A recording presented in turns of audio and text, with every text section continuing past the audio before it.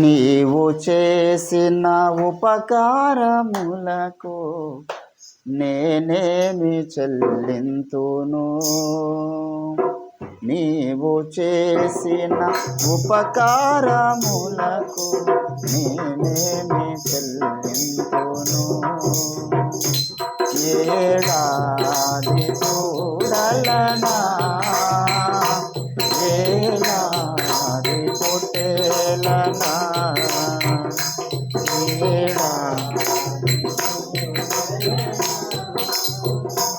వేలాది పొట్టేలనా, నీవు చేసిన ఉపకారములకు నేనేమి చెల్లింతును? వేలాది నదులంత విస్తార తైలము నీకిచ్చిన చాలునా? వేలాది నదులంత విస్తార తైలము నీకిచ్చిన చాలునా? గర్భఫలమైన నా జ్యేష్ఠ పుత్రుని నీకిచ్చిన చాలునా? గర్భఫలమైన నా జ్యేష్ఠ పుత్రుని నీకిచ్చిన చాలునా? ఏడాది చూడలనా, ఏడాది పొట్టేలనా, ఏడాది చూడలనా,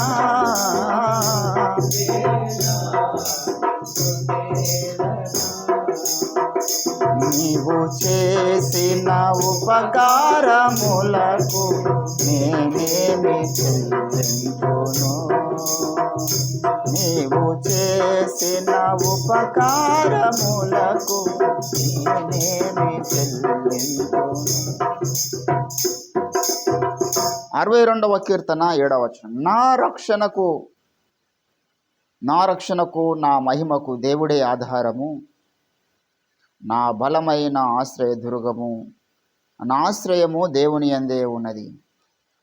చదవబడిన లేఖన భాగమును దేవుడు మన వినికిడిలో ఫలింపచేయును గాక. ప్రభునందు నాకు అత్యంత ప్రియులారా, చదవబడిన లేఖన పరిశుద్ధ భాగములో దావీదు ఇస్తున్నటువంటి కంక్లూజన్, తన జీవితానికి సంబంధించినటువంటి కంక్లూజన్ తెలియజేస్తున్నాడు. నా మహిమకు ఆధారం, నా రక్షణకు ఆధారం. Where is my destiny, where is my conclusion point in this world? ఈ లోకంలో మన గమ్యము ఎక్కడ ముగించబడాలి, ఎక్కడ ముగించబడితే మనం సక్సెస్ఫుల్ జీవితం జీవిస్తామనే దానికి దావీదు చక్కటి మాదిరి మనకు తెలియజేస్తూ ఉంది. నా గమ్యము యెహోవాను ఆశ్రయించడంతో ముగించబడాలి. రక్షణ ఆరంభంలో ఎవరెవరి మీదనో మనం ఎవరెవరిని ఆశ్రయిస్తాం.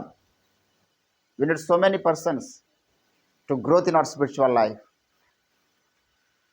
నీ జీవితంలో ఆత్మీయత ఎదగడానికి ఎంతోమంది నీకు అవసరం. కొన్నిసార్లు పాటల ద్వారా మనల్ని ప్రోత్సహించే వాళ్ళు కావాలి, వాక్యం ద్వారా ప్రోత్సహించే వాళ్ళు కావాలి, హెచ్చరికల ద్వారా ప్రోత్సహించే వాళ్ళు కావాలి. అందరు అవసరం. ఆత్మీయ ప్రారంభంలో మనల్ని ఎంతోమంది సహకరించడానికి అవసరం. కానీ ఎవరిని నమ్ముకున్నా, ఎవరి ప్రోత్సాహం మనం తీసుకున్నా అది కొంతకాలమే అనే విషయాన్ని మనం గుర్తుపెట్టుకోవాలి. యెషయా గ్రంథంలో ఒక మాట అంటాడు, తన్ను తాను ప్రోత్సహించుకొని కొనసాగాలి. ఇది మన అల్టిమేట్ గోల్ అయి ఉండాలి ఆత్మీయ జీవితంలో. We should encourage our selves. నిన్ను నీవు ప్రోత్సహించుకో అంటున్నాడు. దయచేసి యెషయా గ్రంథము 60 ఎన్నో వచనమండి, 64వ అధ్యాయము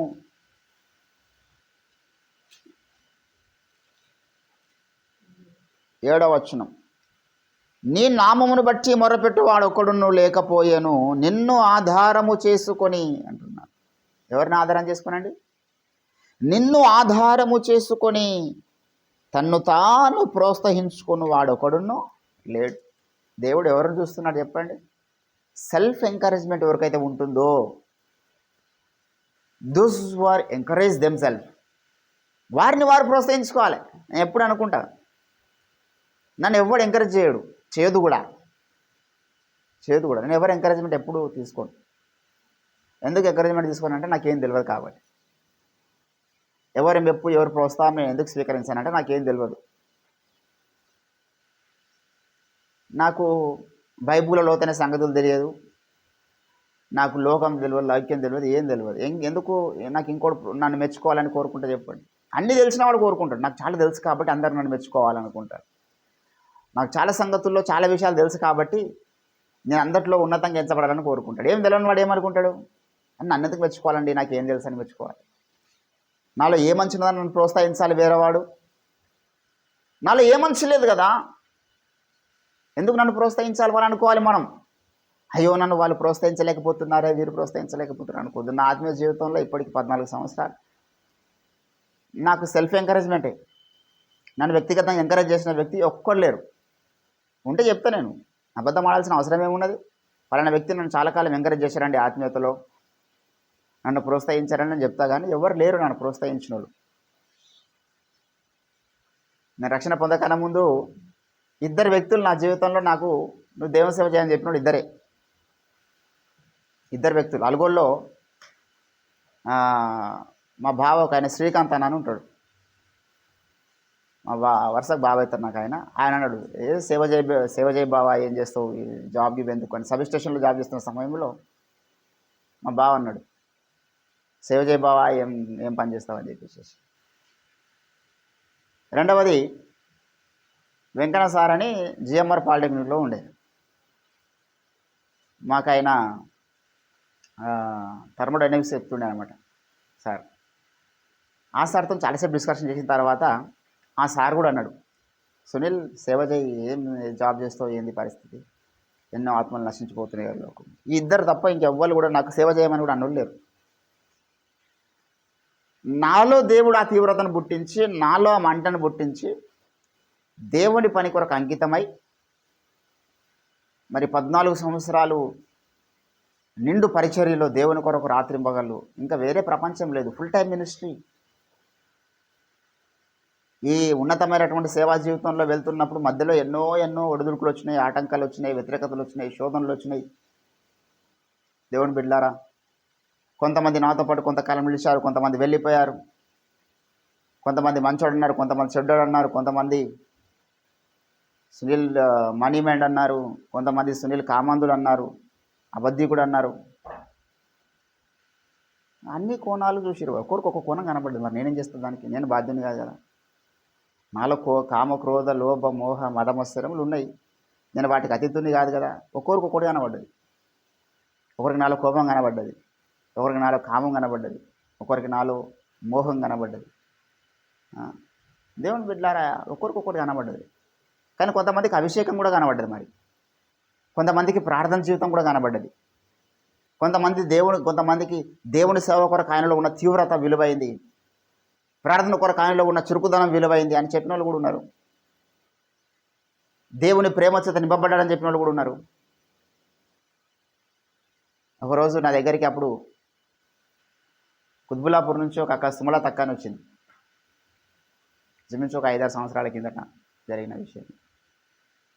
వచ్చేమన్నదంటే, అన్న ఇప్పుడున్న దినాల్లో చుట్టాలు కూడా దగ్గరికి రానియరు, ఏ చుట్టాల దగ్గర పోయినా 1 రోజు 2 రోజులే కదా. మరి మీరు ఇంతమందిని మీరు చేరదీసి ఒక తల్లి ప్రేమను చూపిస్తున్నానంటే అది మామూలు విషయం కాదు, ఇన్ని సంవత్సరాలను పోషిస్తున్నామంటే అది మామూలు విషయం కాదని ఆమె నాలో ఆ కోణం చూసింది. ఇంకోటి చూసింది, ఒక్కొక్కటి. అంటే ఈ 14 సంవత్సరాల సేవ జీవితంలో మనుషులు మెచ్చుకున్న వాళ్ళు ఉన్నారు, నొచ్చుకున్న వాళ్ళు ఉన్నారు, ప్రోత్సహించినట్టు చేసిన వాళ్ళు ఉన్నారు, డిస్కరేజ్ చేసిన వాళ్ళు ఉన్నారు, వెనుకకు లాగిన వారు ఉన్నారు.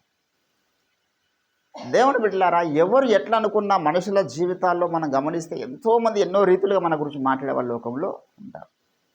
మరి చెక్కు చెదరకుండా మన విశ్వాస యాత్రలో ముందుకు సాగాలి, దృఢమైన విశ్వాసంతో ముందుకు సాగాలి అంటే, విశ్వాసమందు నిలకడగా మనం ముందుకు సాగాలంటే we should fix upon our faith upon Jesus Christ. Hallelujah. యేసుక్రీస్తు మీదనే మన యొక్క ఏంటండి, అది హైడ్ అయిపోతుంది, ఏం కాదు, రికార్డ్ అవుతూ ఉంటుంది, హైడ్ అవుతుంది, డిస్ప్లే హైడ్ అవుతుంది. ఛార్జింగ్ కొరకనే అట్లా సెట్ చేసినారు. హల్లెలూయా. సో లోకంలో ఈ లోక కూపమందు అంటాడు. అందుకే అయ్యగారు పాటలు అన్నీ కూడా లోకంలో ఆయనకు సుకీర్తి ఉంది, దుష్కీర్తి ఉంది, మెచ్చుకున్న వాళ్ళు ఉన్నారు, నొచ్చుకున్న వాళ్ళు ఉన్నారు. ఆయన ఎన్నోసార్లు అన్నాడు, నాకు అన్యజనుల వల్ల కలిగిన ఆపదల కంటే స్వజనుల వల్ల కలిగిన ఆపదలే ఎక్కువ అన్నాడు మన ఓఫిరయ్య గారు. నేను నమ్మిన వారిని నన్ను ఎంతో మోసం చేసినారన్నాడు. ఇప్పుడు ఓఫిరయ్య గారికి గాయాల చరిత్ర కనుక మనం తీస్తే 99% గాయాలు ఆయన దగ్గర ఉండిపోయిన వాళ్ళు చేసిన గాయాలే ఉంటాయి తప్పితే ఒక 1% బయట చేసిన గాయాలు ఉంటాయి. ఎందుకు? పౌలుకు అదే జరిగింది. పౌలు ఏమంటాడు తెలుసా? సుకీర్తి యందును దుష్కీర్తి యందును అవమానముల యందును ఆయన చరిత్ర చెప్తాడండి. ఆయన చరిత్ర చెప్తాడు. 11వ అధ్యాయం 2వ కొరింథీయులకు రాసిన పత్రిక 11వ అధ్యాయం 26వ వచనం చదువుదాం. చాలా చెప్పాడు, పైన 26 చదువుదాం. అనేక పర్యాయములు ప్రయాణముల వలనైన ఆపదల్లోనూ దొంగల వలనైన ఆపదల్లోనూ నా స్వజనుల వలనైన. ఎవరండి స్వజనులు అంటే? ఎవరు చెప్పండి? స్వజనులు అంటే ఎవరు? రక్త సంబంధులు. ఇప్పుడు మనం చెప్పుకోవాలంటే మన కులపోళ్ళు, మన వర్గపుళ్ళు, మన ఖాందాన్, మన పాలోళ్ళు ఎన్నో చెప్పుకోవచ్చు. వారితో కూడా ఈయనకు ఆపదలు కలిగినాయంట. నా స్వజనుల వలనైన ఆపదల్లోనూ అన్యజనుల వలనైన ఆపదల్లోనూ ఏంటండి? అరణ్యములో ఆపదల్లోనూ సముద్రంలోనూ ఆపదలోను కపట. ఎవరు వీళ్ళు? కపట సహోదరులు అన్నాడు. సహోదరులను ఎవరంటాం మనం? ఎవరికి రోడ్డు మీద పెట్టడం మన సహోదరుడు కాదు. వాడిన సహోదరుడు అవుతాడండి. ఎవరు మనకు బ్రదర్గా పిలువబడుతున్నాడు అంటే రక్షణ పొంది మారు మనసు పొంది దేవుని కాందంలోకి వచ్చిన వాడు, దేవుని కుటుంబంలో జన్మించిన వాడు మన సహోదరుడు అనుకుంటున్నాం.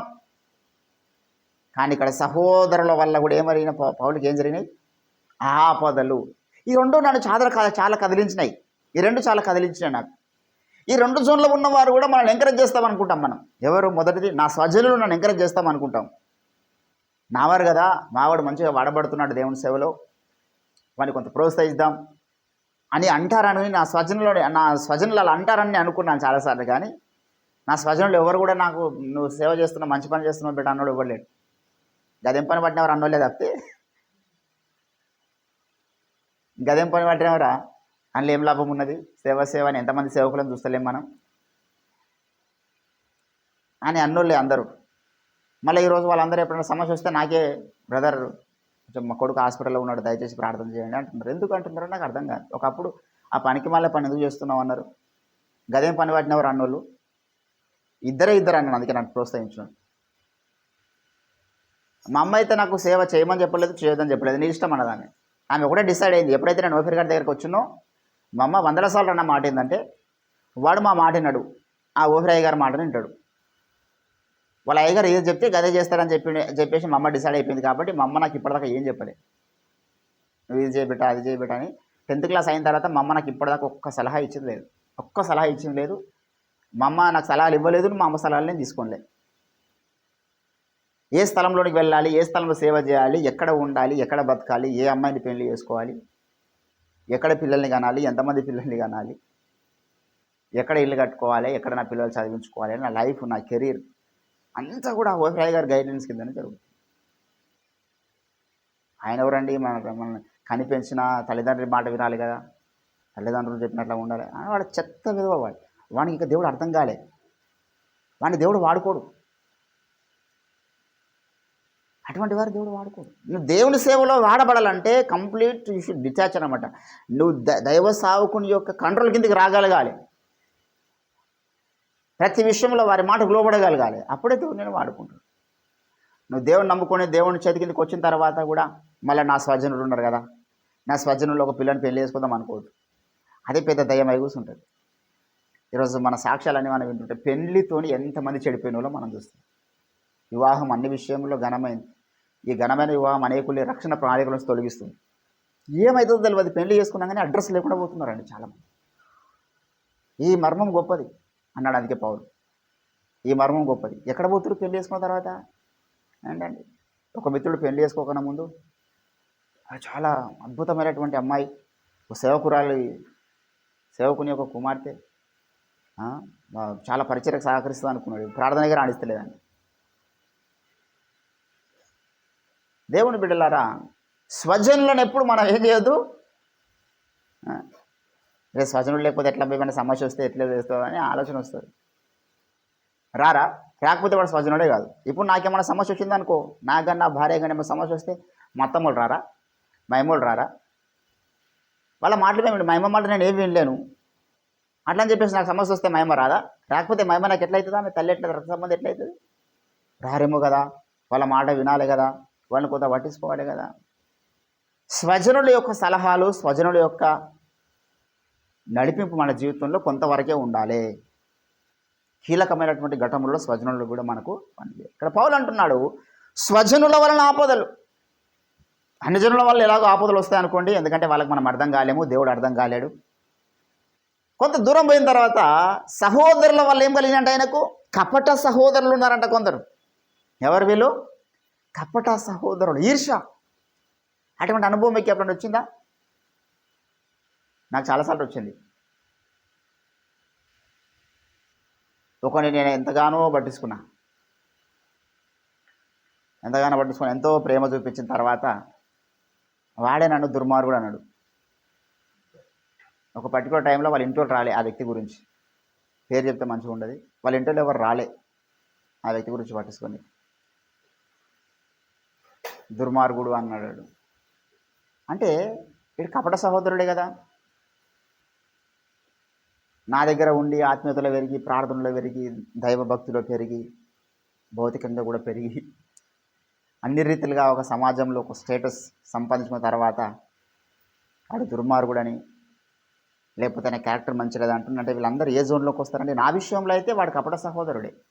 మీకు వాడు జాంజీకి రాయండి వచ్చు, నాకు సంబంధం లేదు, ఎందుకంటే మీకేం గాయం చేయలేడు కదా. మీకు ఎప్పుడైనా గాయం చేసినప్పుడు తెలుస్తుంది. ఏదైనా తన దాకా వస్తే కానీ అర్థం కాదు కదా. ఇక్కడ పౌలు జీవితంలో కపట సహోదరులు ఏంటండి? బర్నబా ఒక కపట సహోదరుడే.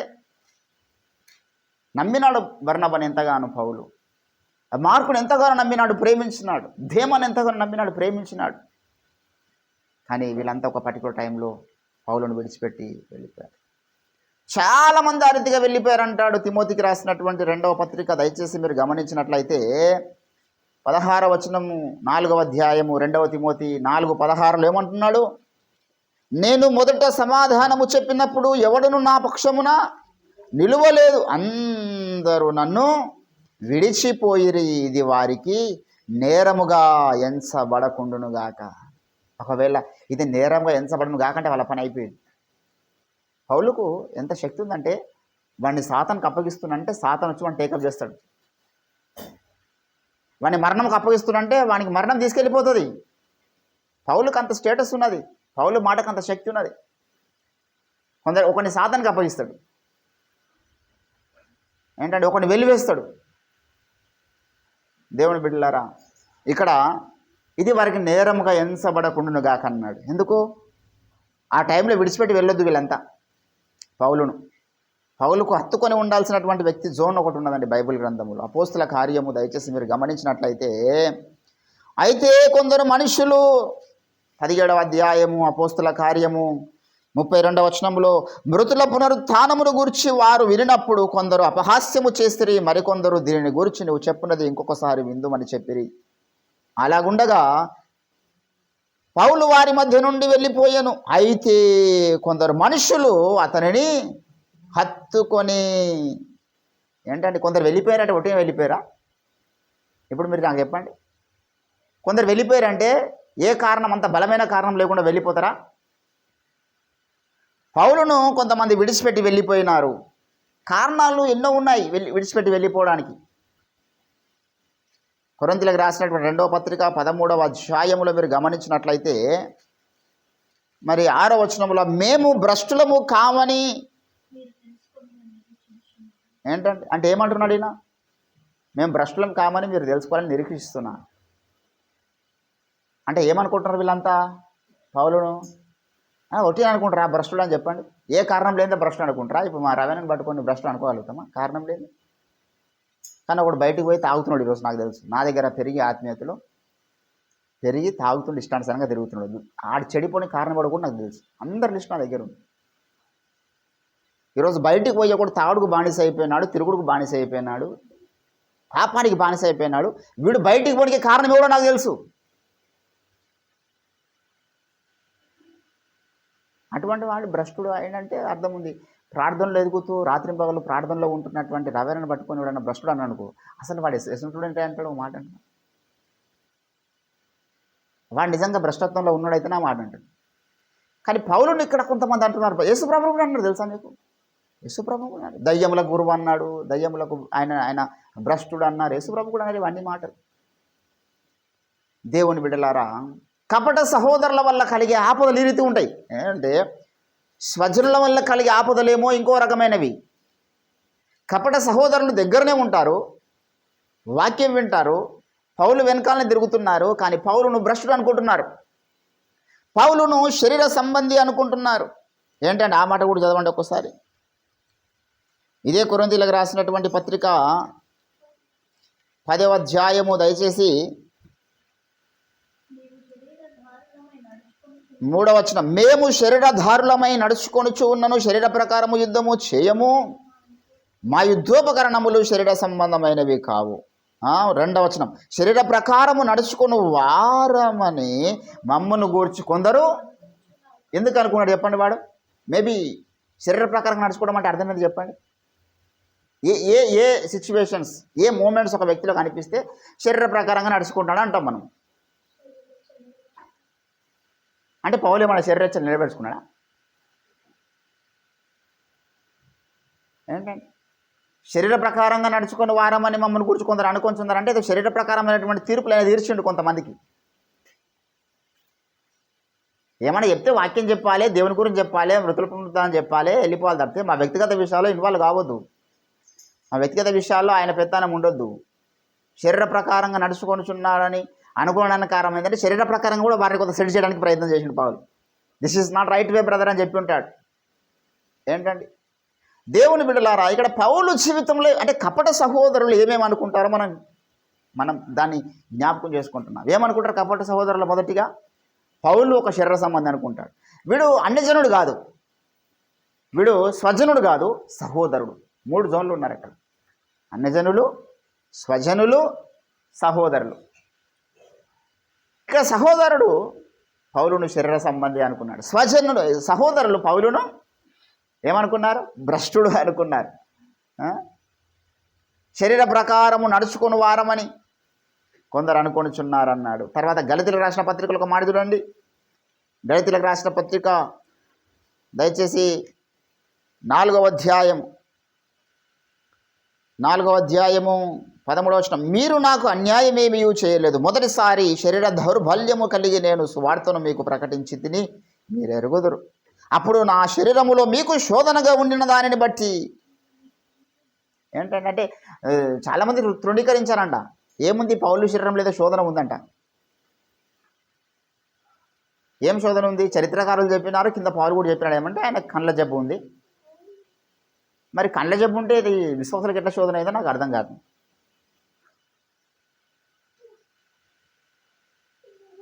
ఆయన కళ్ళ జబ్బు అంటే అర్థమైంది, 2 కళ్ళు కనిపిస్తలేవా, లేకపోతే చూసిన వాళ్ళ కళ్ళ కళ్ళు కొడుతుండా? కళ్ళు కొడుతున్నందుకు శోధన అయిందా? ఏదో తెలియదు మనకు. లేకపోతే డిఫరెంట్గా అయినా చూపులు ఉన్నాయా? కొందరు చూపులు చాలా డేంజర్ ఉంటాయి కదా. దేవుని బిడ్డలారా, యేసయ్య కళ్ళ గురించి బైబిల్లో రాయబడేది, కానీ పౌలు కళ్ళ గురించి అయితే రాయబడలేదు.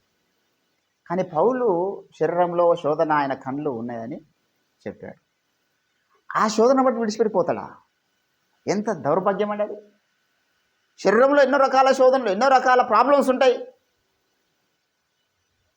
అది ఎట్లా శోధన అయింది వానికి? అంటే నా శరీరంలో ఉన్నది నీకు శోధన కావద్దు. నా శరీర సంబంధమైనటువంటి శోధన ఒకవేళ నీకు అవుతుందంటే నువ్వు కొంత సాతానుకు చోటిచ్చినట్టే. పౌలు శరీర సంబంధమైనటువంటి కళ్ళు శోధనగా మారినాయి అన్నాడు.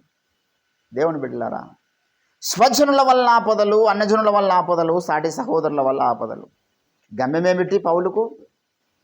దేవా నీవే నాకు ఆశ్రయం, ఇంకెవరు కాదు. తిమోతికి రాసినటువంటి పత్రికలో పౌలు ఏమన్నాడు చూడండి. ప్రభువు నా ప్రక్క నిలిచి ఉన్నాడు, అది ఒకటి నాకు చాలు కదా. ఇంతకుముందు అయిన లేఖన భాగంలో మనం చూసినట్లయితే మరి 17వ వచనంలో, అయితే నా ద్వారా సువార్త పూర్ణముగా ప్రకటించబడు నిమిత్తము అన్యజనులందరూ దానిని విను నిమిత్తము ప్రభువు నా ప్రక్క నిలిచి. పౌలు యొక్క గమ్యమైన, దావీదు భక్తుని యొక్క గమ్యమైన ఏంది? ప్రభువే ప్రభువే ప్రభువే. అందరూ నన్ను విడిచిపోయినప్పుడు ప్రభువు నన్ను విడవలేడు అంటున్నాడు. అందరూ నన్ను విడిచినప్పుడు నేను దేవుని విడవలేదు అంటున్నాడు దావీదు భక్తుడు. 62వ కీర్తనలో మన మూలవాక్యం ఏమిటండి? నీవే నాకు ఆశ్రయం, ఆశ్రయపురమైన యేసయ్యా అనే ఒక పాట ఉన్నది, మంచి పాట. దేవుని బిడ్డలారా, ఇక్కడ దావీదు ఒక సమస్యలో ఉన్నాడనే విషయాన్ని మనం జ్ఞాపకం చేసుకోవాలి. మొదటి వచనం మీరు గమనిస్తే, నా ప్రాణము దేవుని నమ్ముకొని మౌనముగా ఉన్నది. ఎందుకు మౌనంగా ఉన్నాడు ఆయన? అంటే ఇక ఆయన విమర్శిస్తున్న వానికి, ఆయన మీద లేనిపోని మాట్లాడుతున్న వానికి ఎంత సమాధానం చెప్పినా అర్థం కాదు. వాని మనసాక్షి వాత వేయబడ్డది, వాని కళ్ళు మూయబడ్డాయి, వానికి ఇప్పుడు అర్థం కాదని చెప్పేసి ఇక వీడు అరవని జీవితం అరవనుకున్నది, కుక్కలాగా మరుగని, వీరికి సమాధానం చెప్పనేను, మౌనంగా ఉంటాను నేను. ఇంకంతే. ఏంటంటే మౌనం వహిస్తున్నాడు. ఆయనే నా ఆశ్రయ దుర్గము, ఆయనే నా రక్షణకర్త, ఎత్తైన నా కోట ఆయనే, నేను అంతగా కదిలింపబడను అంటున్నాను. ఏంటంటే దేవుని ఆశ్రయంగా చేసుకున్నప్పుడు మనము ఎప్పుడు కదిలించబడమనే మాట ఉన్నది 112వ కీర్తనలో. అంతగా కదిలించబడనని ఇక్కడనేమో కొంత తన జీవితంలో ఏవో కొన్ని ఘటములలో కదిలింపబడ్డట్లుగా కనబడుతున్నాడు దావీదు భక్తుడు. 112వ కీర్తన దయచేసి మీరు గమనించినట్లయితే 5వ వచనం 6వ వచనం, అట్టివారు ఎప్పుడూ కదిలింపబడరు. ఎట్టివారండి? దయాళుడు. ఇక మొదటి నుంచి చదువుకుంటూ రావాలి యాక్చువల్గా. అట్టివారు ఎప్పుడూ కదల్చబడరు అని చెప్పినటువంటి దావీదు ఇక్కడ ఏమంటున్నాడు? అంతగా నేను కదిలింపబడ. ఏంటండి 6వ వచనంలో, ఆయనే నా ఆశ్రయ దుర్గము, నా రక్షణకు ఆధారము, నా ఎత్తైన కోట ఆయనే, నేను కదిలింపబడను. అంటే పౌలు భక్తుని జీవితంలో ఏ రకమైన మనుషులు ఉన్నారో ఆ రకమైన మనుషులే దావీదు భక్తుని జీవితంలో ఉన్నారు. 3వ వచనం మీరు గమనించినట్లయితే, ఎన్నాళ్ళు మీరు ఒకనిపై పడుదురు. ఎన్నాళ్ళండి ఒక్కనిపై పడదు? ఎన్నో సంవత్సరాలు ఒక్కని పట్టుకొని దూషిస్తున్నారు అందరు కలిసి. ఈరోజు ఓఫిరాయి గారికి చేస్తున్నట్టు. అవతలనేమో 1,00,000 డినామినేషన్లు అందరు కలిసి ఓఫిరాయి గారి మీద పడ్డారు. అవతల లిటరల్గా దుర్బోధలు చేస్తున్న వాళ్ళు ఉన్నారు. లిటరల్గా కొందరు యేసుప్రభు దేవుడు కాదని చెప్తున్న బోధలు ఉన్నాయి. లిటరల్గా శ్రమల కాలంలో భూమి మీద సంఘము ఉండదండి అని పెద్ద పెద్ద ప్రసంగాలు చేసి ఇర్మియా ఒక ఆయన ఉన్నాడు. సురారంలో ఆయన మినిస్ట్రీ ఉన్నది. ఇమ్మానియల్ గాస్పెల్ మినిస్ట్రీస్ వ్యవస్థాపకులు ఇర్మియా గారు. శ్రమల కాలంలో సంఘం భూమి మీద ఉండదని పెద్ద పెద్ద వేదికను చెప్తున్నాడు. ఇది ఖచ్చితంగా అబద్ధ బోధ. మరి ఆయన పట్టుకొని ఎవడని అబద్ధ బోధ కూడా అంటారా? అనాలి. వాక్యానుసారంగా నువ్వు మాట్లాడినప్పుడు అట్టి వారిని అబద్ధ బోధకుని డిక్లేర్ చేయాలి. ఓఫీర్ గారి జీవితంలో సిద్ధాంతపరంగా ఎవరిని ఎదుర్కోగలుగుతా, ఎవరైనా మాట్లాడగలుగుతాడా? ఈయన పలానా వాక్య ఆధారం ఉందని నువ్వు చేస్తున్న బోధ తప్పని ఎవడు అనలేడు. ఎవరి వల్ల కాదు నిరూపించడానికి. ఏడేమంటున్నాడు? మీరు ఎన్నాళ్ళ మట్టుకు ఒకనిపై పడుదురు. అంటే ఈ ఒక్కని మీద అందరు పడ్డరు. ఏంటండి? మీరు ఎన్నాళ్ళు ఒకనిపై పడుదురు. వగురుచున్న గోడను వరుగుచున్న గోడను పడబోవు కంచెను ఒకడు పడద్రోయినట్లు మీరు అందరూ నన్ను ఎన్నాళ్ళు. ఏంటండి? ఎప్పుడెప్పుడు పడేద్దామా? ఎప్పుడెప్పుడు పడేద్దామా? ఎప్పుడెప్పుడు వాని ఒంటరి వాణి చేద్దామా? ఎప్పుడెప్పుడు వాడు సువార్తల ముందుకు సాగకుండా చేద్దామా అని పగబట్టారు దావీదు మీద. ఏంటండి? ఈ పగలో కారణంగా ఏంటంటే కొంత ఆయన కదిలించబడే పరిస్థితులు తీసుకొచ్చినారు. ఫర్ ఎగ్జాంపుల్,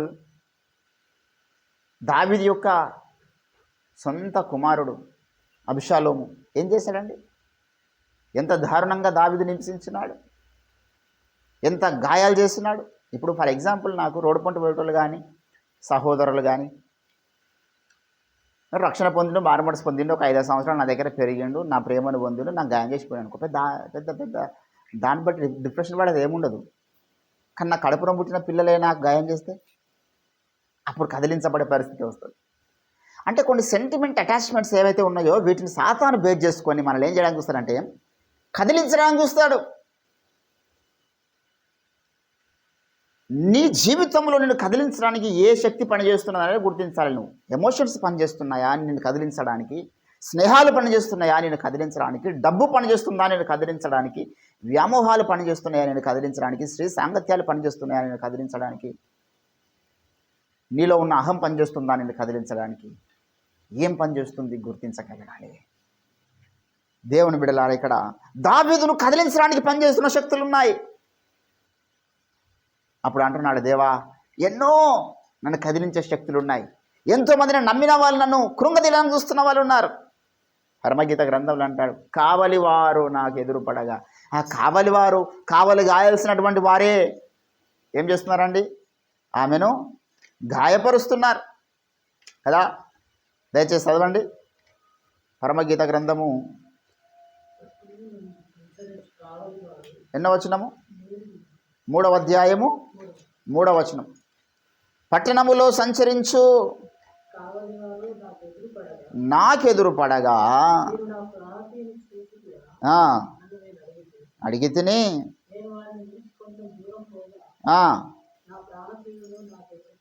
ఏంటండి ఇక్కడ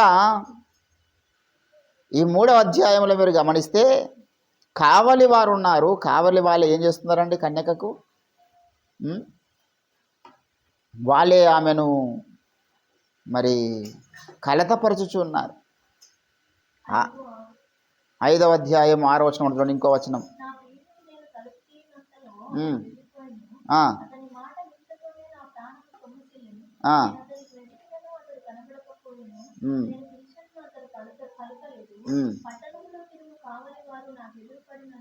ఏంటండి ఇప్పుడు కావలి వారంటేనే ఎవరు వేరేలు కొట్టకుండా వీళ్ళు కాపాడాల్సిన వ్యక్తులు. కావలి వారంటే ఎవరు? వేరేలు కొట్టకుండా కాపాడాల్సిన వ్యక్తులు. ఇప్పుడు నా తల్లికి ఎవడన్నా ఒక మాట అంటే నేను తట్టుకోను. ఎవడు వాడు నా తల్లికి ఒక మాట నీకు? నా భార్యకి ఎవడన్నా మాట అంటే నేను ఊరుకోను వానికి. నా పిల్లలకి ఎవడన్నా మాట అంటే ఊరుకోను. నేను వారికి ప్రొటెక్షన్. నా తల్లికి ఎవడన్నా కొడితే ఊరుకుంటానా? అసలు నేనే తల్లిని పడుకుని కొట్టినా అనుకో, అది ఊహించడానికి ఎంతో. మరి ఇక్కడ సంఘకన్యకకు కావలి వారు ఉన్నారు. ఈమెను కావలి ఉండాల్సిన వ్యక్తులు వీళ్ళే ఆమెను కొడుతున్నారు. అంటే ఆత్మీయ జీవితంలో కొందరు మనల్ని ప్రోత్సహిస్తారు, వీళ్ళ ద్వారా మనం కాపాడబడతాం అనుకున్నప్పుడు వాళ్ళ ద్వారానే మనం గాయాలు చాలాసార్లు జరుగుతాయి. నా జీవితంలో ఎన్నోసార్లు అటువంటి మూమెంట్స్ నేను చూసిన. వీళ్ళ ద్వారా పరిచర్య ముందుకు వీళ్ళని బట్టి పరిచర్య ముందు తీసుకెళ్ళొచ్చు, వీళ్ళని బట్టి పరిచర్య ఇంటర్నేషనల్ లెవెల్లో తీసుకెళ్ళొచ్చు అని వాళ్ళ మీద ఎక్స్పెక్టేషన్స్ పెట్టుకున్నప్పుడు వాళ్ళే నన్ను ఏం చేసిండ్రు? గాయపరిచారు. దేవుని బిడ్డలారా, దావీదు భక్తుల జీవితంలో కొంత అంతగా కదిలించబడంటే అర్థమైంది, కొంతగా కదిలించబడుతున్నాడు. ఎందుకు కదిలించబడ్డాడు ఆయన అంటే పరిస్థితులు ఆయన కదిలించినాయి. శత్రువుల వల్ల కాదు ఆయన కదిలించబడ్డది, మిత్రుల వల్ల కదిలించబడ్డాడు, కుటుంబ సభ్యుల వల్ల ఆయన కదిలించబడ్డాడు, తన కుమార్తె జరిగినటువంటి గాయాన్ని బట్టి కదిలించబడ్డాడు, తన కొడుకు చేసిన గాయాన్ని బట్టి కదిలించబడ్డాడు. ఆయన లాస్ట్కి మళ్ళీ అంటున్నాడు, ప్రభువా నీవే నా కోట. చివరిగా ఆయన ఏమంటున్నాడు చూడండి, నా ఆశ్రయ దుర్గము నీవే దేవా, ఇక నేను కదిలించబడను. 62వ కీర్తన దయచేసి. నా రక్షణకు నా మహిమకు దేవుడే ఆధారము, నా ఆశ్రయము దేవుని యందే ఉన్నది. ధర్మశాస్త్రంలో దేవుడు కొన్ని ఆశ్రయపురములు కట్టించండి. ఎందుకు? ఆయననే ఆశ్రయం అవుతాడు అందరికి. మన గమ్యం అది కావాలా? హల్లెలూయా. మన గమ్యం ఏం కావాలంటే నా ఆశ్రయము దేవుడు. నాకు ఈ లోకంలో ఎవరున్నా ఎవరు లేకపోయినా, ఏ పరిస్థితి ఉన్నా ఏది లేకపోయినా నిత్యము కాపాడే నా ఆశ్రయ దుర్గం నా యేసయ్య అనుకోవాలి. మనం యేసుని మించిన వారు ఎవరు? యేసు ప్రభు గాయపరిచేవాడు కదా. ఆయన మకమకలాడుతున్న జనపనారవతిని ఆయన ఆరిపోనివాడు. యేసు ప్రభుల వారు అందరిలాగా నిన్ను విడిచిపెట్టే దేవుడు కాదు. అందుకే పౌలు అందరు నన్ను విడిచినా నా యేసు నా ప్రక్కలో ఉన్నాడు. ఈరోజు అందుకే యేసు ప్రభుతో మనం ప్రేమలో పడిపోవాలి. యేసు ప్రభు కాకుండా ఇంకెవరితో ప్రేమలో పడ్డా వాడు నష్టపోతాడు. It may be your lover, it may be your mother, it may be your sister, it may be your children, it may be your friend, it may be your properties, it may be your colleagues, whatever it is. ఎవరితో ప్రేమలో పడ్డా అది నేను ఖచ్చితంగా ఒక time వచ్చినప్పుడు నీకే గాయం చేస్తుంది, వేరేళ్ళకి కాదు. దేవుని బిడ్డలారా, దీనికి మంచి నిదర్శనం వేసుకోవడం. నేను ప్రేమించిన వారి ఇంట నాకు ఏంది గాయాలని అంటాడు 13 జకర్యాలు. కాబట్టి ఈరోజు నీవు ఎవరి ద్వారా ఈ లోకంలో ప్రోత్సహించబడడానికి ప్రయత్నం చేసినా కొంతకాలమే ఆ యొక్క హోప్స్ని పెట్టుకోవాలి తప్పితే పర్మనెంట్ కాదు.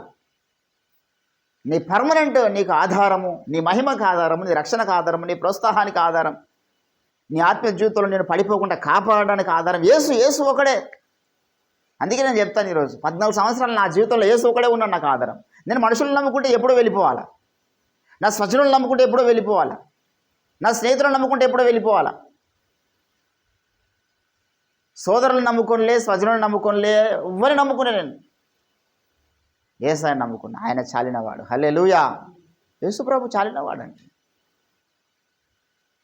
ఫలానా వాడు నాకు బలంగా ఉన్నాడు కదా అనుకుంటే వాని కథ 6 రోజులకే చేస్తాడు సార్. ఫలానా పరిస్థితి నాకు బలంగా ఉన్నది అనుకుంటే దాన్ని కూడా వాడు ఏమన్నా చేయగలుగుతాడు. కానీ యేసు నాకు చాలి అన్ని విషయాలు అంటే యేసు నేను చేయలేడు సాత. దేవుని బిడ్డలారా, ఇక్కడ అందుకే అంటున్నాడు పౌలు, ప్రభువు నా ప్రక్కలో ఉన్నాడు.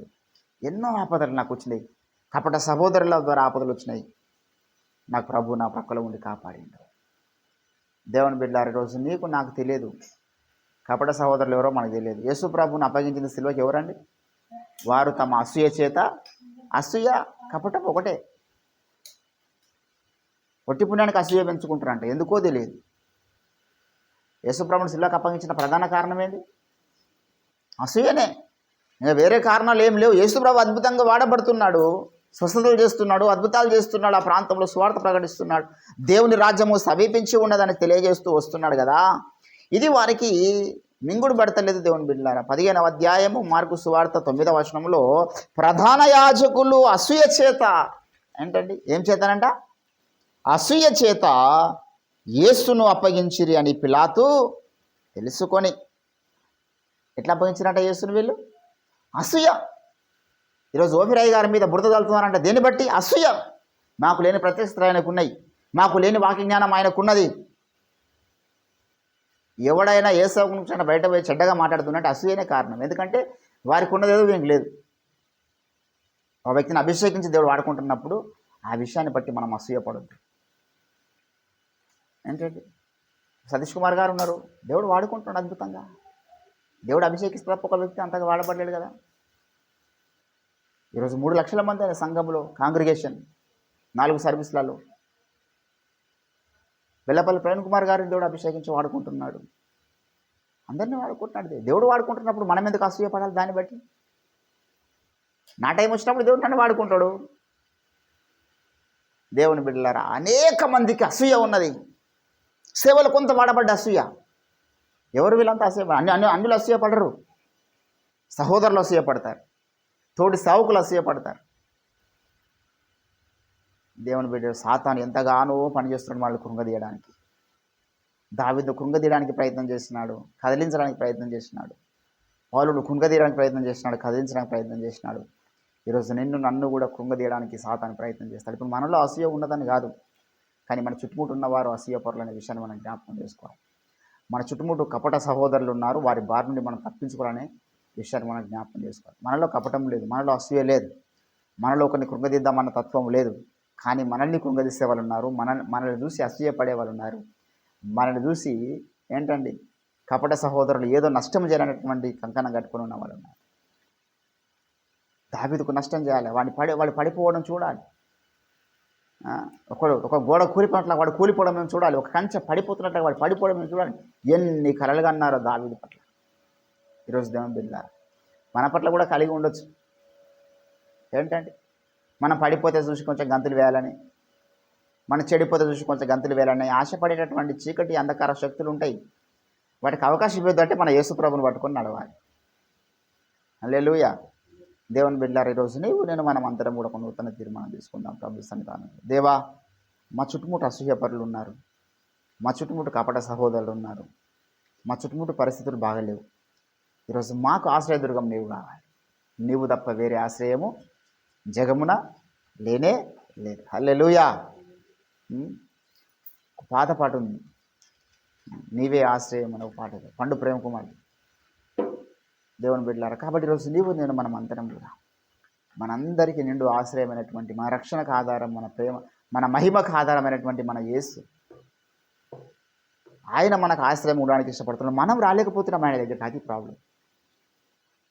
మన స్వజనుల దగ్గరికి పోదామా, సహోదరుల దగ్గర పోదామా, ఇక్కడ పోదాం అక్కడ పోదాం అనుకుంటున్నాం. కానీ నా యేసయ్య కౌగిల్లోనికి వచ్చి ఆయన కౌగిల్లో కూర్చోగలిగితే ధన్యులం. ఆయన తన చేతుల్లో మనల్ని ఎత్తుకొని వాడై ఉన్నాడంటాడు. అందుకే ముదివి వచ్చే వరకు నేను దేవుడు సొమ్మసిలేవాడు కాదు, బరువైతున్నో పో దిగిపోనేవాడు కాదు. ఆయన మనల్ని ఎత్తుకోవడానికి ఇష్టపడే దేవుడు నిత్యం. హల్లెలూయా. కాబట్టి యేసయ్య ప్రేమను నమ్ముదాం, యేసయ్య కౌగిట్లో ఉందాం. ఇదే సువార్త.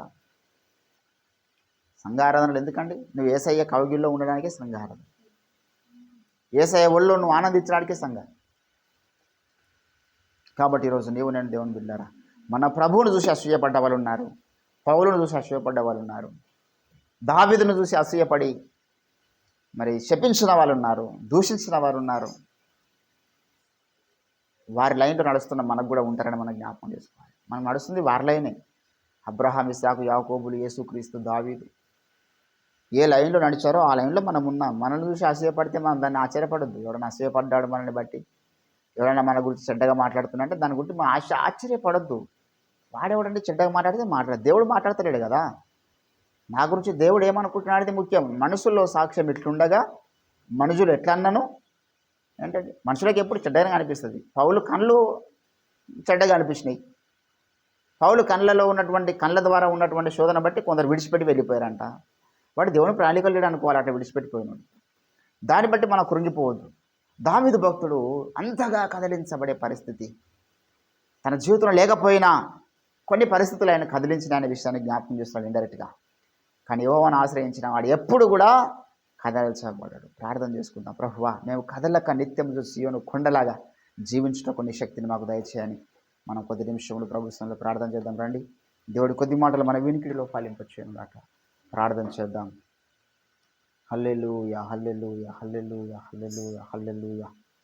స్తోత్రం, స్తోత్రం. దయగల తండ్రి నీకు వందనాలు. అతి కాంక్షణీయుడా నీకు స్తోత్రం, అతి మనోహరుడా నీకు స్తోత్రం. అయ్యా, మమ్మల్ని కృంగదీసే శక్తులు ఎన్నో ఉన్నప్పటికీ మమ్మల్ని కృంగిపోనివ్వట్లేదు. నీ ఉన్నతమైన ప్రేమ చేత మమ్మల్ని కాపాడుతున్నావు. నీకు స్తోత్రాలు. హల్లెలూయా, హల్లెలూయా, హల్లెలూయా, హల్లెలూయా, హల్లెలూయా, హల్లెలూయా. స్తోత్రం, స్తోత్రం, స్తోత్రం.